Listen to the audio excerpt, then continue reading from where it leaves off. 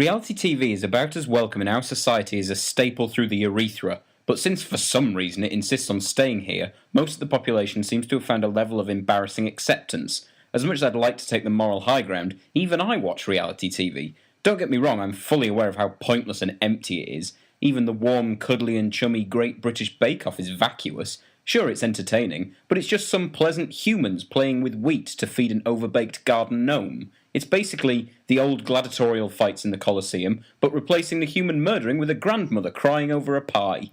But I think my favourite reality show is The Apprentice. I mean, I actually get excited when I start seeing adverts announcing it's still being made for some baffling reason. By the way, I'm not mental. I don't get excited the same way I'd be excited to see, say, a new series of Westworld or something like that. It's more a feeling of, oh, it turns out they still haven't yet sealed off that rift in time and space that allows business cunts to travel into our dimension. Yes, it's back again, Shitfest 2017, and it begins the same way it does every year, a quick and effective way of making us hate some actual human beings. I am a fine-tuned money-making machine. I smell like success and a bit of money. I assume the success smells like your supervisor's sperm?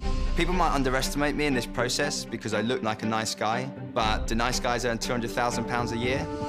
I think with that wink alone I have a pretty convincing sexual harassment case. I am my own personal brand. It's a full empire that I sit at the top of. What does that mean? Isn't everyone their own brand? But it is worth reminding ourselves that due to the way the show is edited, we can't know if all of these are their genuine opinions. I mean, some clearly are, but I think if I was on the show, I would purposely take my arrogance up to comical heights to stand in contrast to my low self-esteem and deep-rooted self-hatred. Yes, I'm literally the greatest human being in the world, and I think it should be a crime punishable by death that I don't receive daily blowjobs due to my ability to sell things. I've actually made more money than there actually exists in the whole world. In fact, in order to pay me back, I actually technically own all the money in everyone's wallets, and I'm coming to collect it, even you, Grandma. Then I'll push you in a puddle and laugh at your old lady tears. I'm basically Gandhi to the power of Martin Luther King Jr., but for business.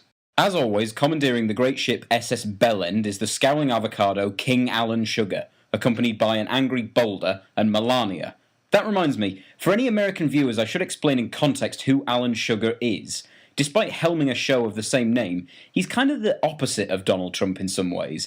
Whilst Trump seems hell-bent on destroying the world with fire, Sugar can be seen here standing on a roof, presumably attempting to use the reflection on his head to confuse the trackings of the approaching missiles. He also, for some reason, has been given permission to spout one-liners. Every single one manages to be the worst thing ever captured on film. Where at least one of you will be checking out of the process. Fuck off! Gold-themed room, well, I can tell you what, this design is full of holes, that's for sure. Just fuck you! I sent you out to make some hamburgers, and I think we should never mind about the quarter pounder. It's the $250,000 that all of you should be working on. Oh my god, why? After a quick ego suck from the previous few winners that to me looked like the producers were desperate to convince the contestants that the prize was worth humiliating yourselves over, His Lordliness sends the arsegoblins to sell burgers around London, pitting the boys against the girls. This year, like most years, the boys look like weekend racegoers looking for women not protecting their drinks. And things don't get off to a great start dignity-wise when one of them decides the best way to buy buffalo is to talk to the butcher like you're gonna fuck it. We're not just going to sell it for the sake of selling it. It's going to be some passion in selling, and it comes from you, it comes over to us. Mind you, if we're talking dignity, the girls, who all look like secretly depressed teaching assistants from a primary school in a rogue state, got off to a worse start when one of them tries to rack up extra profits by prostituting the other candidates. Our customers in Canary Wharf are going to be male-dominated, so it's something to take into consideration when you choose who you want to be selling the burgers. So it's got to be attractive to him as well to want to buy it. She might make it quite far in this contest. Anyone who decides to undermine the decades of proactive feminism in front of Karen Brady is either incredibly brave or accidentally packed their toothbrush instead of their brain for the trip. As the episode progresses, one question bounced around my head like a screensaver. Do city workers actually go out and buy their lunches from vans full of bellowing twats at all? High protein, sourced from Italy. Good bargain, guys. One today only.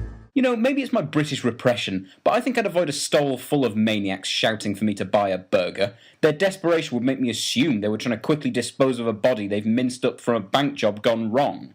Mind you, the girls had a much more terrifying approach. Coming this way, someone grab this person, grab these two sets of people here. Let's nab them. You! I don't know over you. Come here! Come here! Come here! Quick, grab them! You hold them down, I'll shove mystery meat discs into their throat. ask people. There, go, go, go. Burger! Unfortunately for my stupid gender, while the girls actually made some money, it turns out the boys would have improved their profit margins by spending the previous day shoving pennies up their arses, and project manager Danny, a man who perpetually looks like he's witnessing a murder, was forced to bring 2 others back into the boardroom. Eventually he settles on Charles, a giant baby peering through 2 portholes on a ferry, and Elliot, a molestation doll animated by a warlock. Unfortunately for Danny, despite attempting to Puss in Boots his way to safety, Elliot is a fully qualified barrister, so he fights to cling on with the ferocity of a homeless man defending his cheese sandwich from a group of domestic cats, meaning Danny becomes the first contestant of 2017 ordered to sniff a pensioner's finger.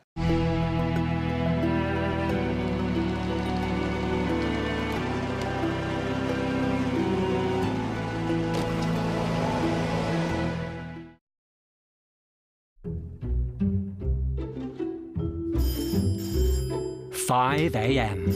Oh Christ, tell him to go fuck himself. 250 grand isn't worth getting up at 5 a.m. Turns out the phone call was just so His Highness could gather all the contestants in a field in front of what Jacob Rees-Mogg thinks is a terraced house, so he could show off about his helicopter.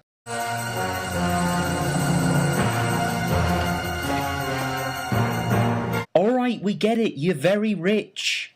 He then tells them that their task is to redecorate 2 5-star hotel rooms. It's at this point that I think I'd start getting suspicious about Sugar's motives. The tasks are starting to feel a bit more like bitch work. Next week's task is probably going to be, boys team, clean my shoes. Girls team, clean my car. Charles, you were far too liberal with the shoe polish. When I kicked a tramp in the face, it left a black smudge. I don't want poor people stealing my precious shoe polish. You're fired. After launching ideas at each other, the boys settle on a homage to UKIP, presumably to mock tourists for past colonisations. But at last minute, they for some reason decide to change their theme to a Union Jack that's been pissed on. The overall effect being a room that looks like a detaining cell in Guantanamo Bay in which colour itself seems to have started a civil war. Oh, and with some added £1,000 suitcases, because the mega rich are a lot like the mega poor. Neither make any sense. That is just diabolical.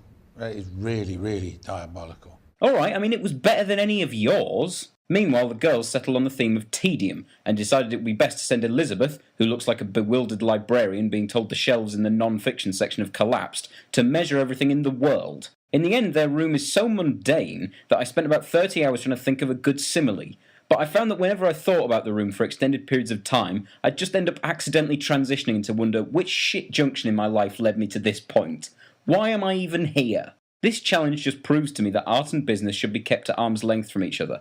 Otherwise business might throttle art to death and charge punters to have a go on its corpse. Eventually, 2 ponces turn up to sneer at the shit job these unqualified dongers did within an extremely restricted timescale, whilst also giving them free fucking advertising space on BBC One.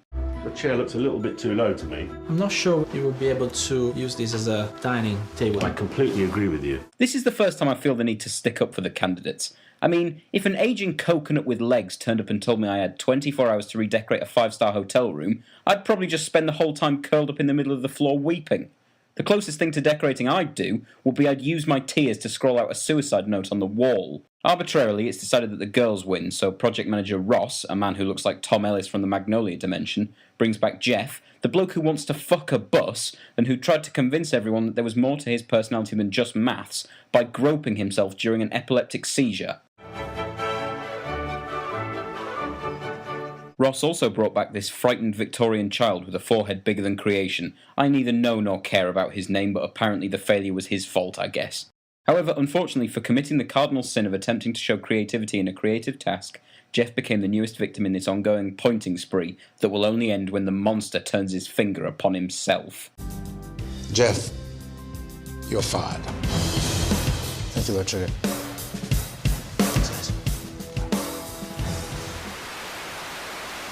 Ah, nothing relaxes me after a hard day like drinking some piss. I want to see how you girls can argue so much and be so successful in this process. We know how to separate business and personal. Nothing I add here will make this line any funnier.